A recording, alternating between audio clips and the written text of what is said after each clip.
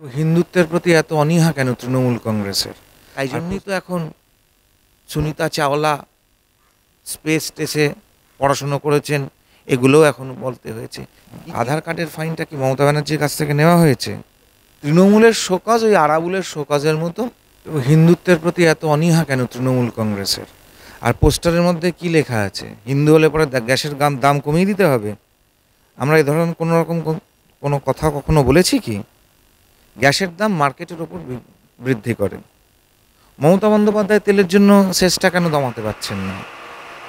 আর হিন্দুত্বের শব্দে দুধেল গাই 30% ভোট ব্যাংকে সিকিওর করতে হবে, নাকি এখন হচ্ছে না বলে তাই জন্য এখন সফট হিন্দুত্ব খেলতে হচ্ছে মমতা বন্দ্যোপাধ্যায়কে? নিজের হিন্দুত্বের পরিচয় ব্রাহ্মণ্যবাদের কথা বলতে হচ্ছে, এগুলো করতে হচ্ছে। কোনটা? আধার কার্ডের ফাইনটা কি মমতা ব্যানার্জির কাছ থেকে নেওয়া হয়েছে? মমতা বন্দ্যোপাধ্যায় বলুক, শেষ তেলের জন্য শেষটা রাজ্য সরকার কমিয়ে দিচ্ছে না কেন? রাজ্য সরকার যে 2.5% নিচ্ছে সেটা কমিয়ে দিক, তাহলেই তো হয়ে যায়। মমতা বন্দ্যোপাধ্যায়ের কাছে তো প্রচুর টাকা আছে, তার নেতাদের খাটের তলা থেকে তো টাকাগুলো বেরোচ্ছে। ওই টাকাগুলো কোথার থেকে বেরোচ্ছে? তৃণমূলের নেতাদের প্রাসাদোপম সম্পত্তি, প্রত্যেকটা নেতা ওয়ার্ল্ড কাপ দেখতে বাইরে যাচ্ছে, বিদেশে যাচ্ছে। যাদের খেতে পাওয়ার টাকা ছিল না তারা বিদেশে ওয়ার্ল্ড কাপ দেখতে যাচ্ছে। যোধাবাইয়ের মতন রাজস্থানী এত বড় বড় ভরি ভরি সোনা দিচ্ছে তাদের ছেলের বউদেরকে। সোর্স অফ ইনকাম কি? সেগুলোকে মাফ করতে বলুন, তাহলেই মানুষের কাছে টাকা চলে আসবে। দেখুন, সুবর্ণ গোস্বামীর থেকেও বড় কথা হচ্ছে আক্তার আলী সাহেব।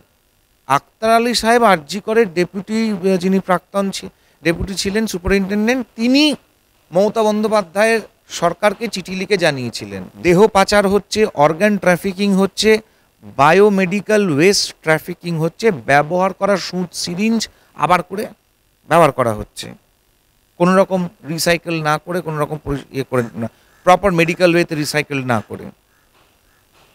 সেটা নিয়ে মমতা ব্যানার্জি কী অ্যাকশন নিয়েছিলেন?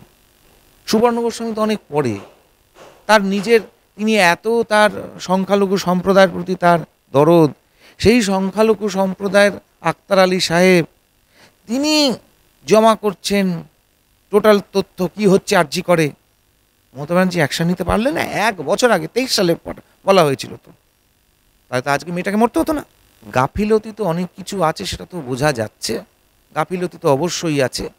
কিভাবে তার দেহ সৎকার হয়েছে তার গাফিলতি, কেন সেখানে এমএলএ উপস্থিত ছিল সৎকারের সময় তার গাফিলতি, তদন্তের সম্পূর্ণ সিন অকারেন্সের জায়গাটাকে পুরো তছনছ করে দেওয়া, দেওয়াল ভেঙে দেওয়া। যারা যারা জড়িত আছে তারা এখনো অবধি অ্যারেস্ট কেন হয়নি? কোন দুর্নীতির কারণে তাকে খুন হতে হলো? কি দুর্নীতি? কোন দুর্নীতিটা ধরে নিয়েছিল, কোন জিনিসটা ধরে নিয়েছিল মেয়েটি, যে কারণে তাকে খুন হতে হলো? ওই নৃশংসভাবে, কারণ খুনটা একটা অত্যন্ত নৃশংস জিঘাংসাপূর্ণ খুন হয়েছে। তার পেছনের মোটিভটা কি? আমরা কেউ মোটিভটা নিয়ে আলোচনা করছি না। একটা খুনের কিন্তু মোটিভ থাকে, সেটা কি মোটিভটা ছিল এটা জানাটা অনেক বেশি দরকার। তৃণমূলের শোকজ ওই আরাবুলের শোকজের মতো। আর লিয়াকত আলী খানরা যে কথা বলতেন, টিক্কা খানরা যে কথা বলতেন, ইয়ায়া খানরা যে কথা বলতেন, মুজিবুর রহমান তার অসমাপ্ত আত্মজীবনীতে যা লিখে গেছেন, উনি ওই একই কথা বলেছেন ভরতপুরের এমএলএ। ওরা নতুন কোনো আলাদা কথা বলেননি তো। আমরা যদি চোখে ঠুলি গুঁজে বসে থাকি, আমরা যদি উট পাখি হয়ে বালিতে মুখ গুঁজে বলি যে দুনিয়াটা তো আমাকে কেউ দেখতে পাচ্ছে না, অতএব আমি কাউকে দেখতে পাচ্ছি না। খরগোশ আর ওই শেয়ালের গল্প ছিল না, যে খরগোশ ঝোপের ভেতরে মুখটা ঢুকিয়ে নিয়ে পেছনটা বার করে নিয়ে ভাবছে যে আমাকে কেউ দেখতে পাচ্ছে না, কিন্তু গোটাটাই দেখা যাচ্ছে। তো আমরা দুর্ভাগ্য হচ্ছে আমরা ওই জিনিসটা, ওই রাস্তায় হাঁটি। দল ঠিক করবে কে কোথায় দাঁড়াবে না দাঁড়াবে, এটা একটা যৌথভাবে আলাপ আলোচনা করে ঠিক হয়। দল যদি মনে করে যে শুভেন্দু অধিকারী ওখান থেকে দাঁড়াবেন, তাহলে দাঁড়াবেন। সুকান্তদা তো বলেই দিয়েছেন, সুকান্তদার বক্তব্য তো এখানে পরিষ্কার আছে রাজ্য সভাপতির। এরপরে তো আলাদা করে আর কিছু বলার জায়গা নেই।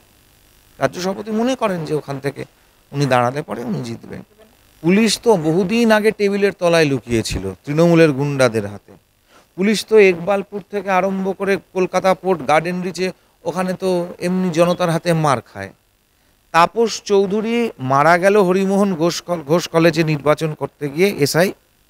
তাকে যে হত্যা করেছিল শেখ সুবান, সে এখন ছাড়া ঘুরে বেড়াচ্ছে, যে অভিযুক্ত ছিল। তো তাহলে পরে নতুন করে বলার তো কিছু নেই। যে পুলিশ জোড়া পায় কোভিডের সময় লাথি খাওয়ার পরে, সেই যে লাথিটা মেরেছিল তার কাছে আবার চাল ডাল পৌঁছাতে বলে দিয়েছিলেন মমতা বন্দ্যোপাধ্যায় সরকার। এর জবাব তো মমতা বন্দ্যোপাধ্যায় দেবে, যে পুলিশকে এরকম একটা ভেড়ুয়া বানিয়ে কেন রাখা হচ্ছে, জবাব পুলিশ মন্ত্রী দেবে। উনি কি চাপ সহ্য করতে পারছেন না? পুলিশ মন্ত্রী উনি, স্বাস্থ্যমন্ত্রী উনি, এখন তো আরও কত কত মন্ত্রী উনি, এতগুলো মন্ত্রণালয়, চাপ উনি সহ্য করতে পারছেন না, কেন অন্য কাউকে দিয়ে দিচ্ছেন না? তাই জন্যই তো এখন সুনিতা চাওলা স্পেস টেসে পড়াশুনো করেছেন, এগুলোও এখন বলতে হয়েছে। কি পড়াশুনো করেছেন সে তো এখনো অবধি পশ্চিমবঙ্গের মানুষ সঠিকভাবে জানে না। উনি এমএ বিএড এলএলবির সঙ্গে সঙ্গে উনি নাকি গতকালকে তো শুনলাম স্পেস সায়েন্স নিয়েও পড়াশুনো করেছেন। খুব ভালো কথা, স্পেস নিয়ে পড়াশুনো করেছেন। তো এবার ওনার ব্রেনটা ওই হাঁটতে হাঁটতে, ওই ওয়াকারে হাঁটতে হাঁটতে ওনার ব্রেনটা হাঁটে, ওই হাঁটাহাঁটি করতে গিয়ে ব্রেনটাই এবার স্পেসে না চলে যায়। দয়া করে মন্ত্রণালয়গুলো অন্য কাউকে দিন, যাতে পশ্চিমবঙ্গটা বাঁচে। সামলাতে পারছেন না, ওনারও সোডিয়াম পটাশিয়ামের গন্ডগোল হচ্ছে কিনা মুকুল রায়ের মতন, এটা জানতে হবে।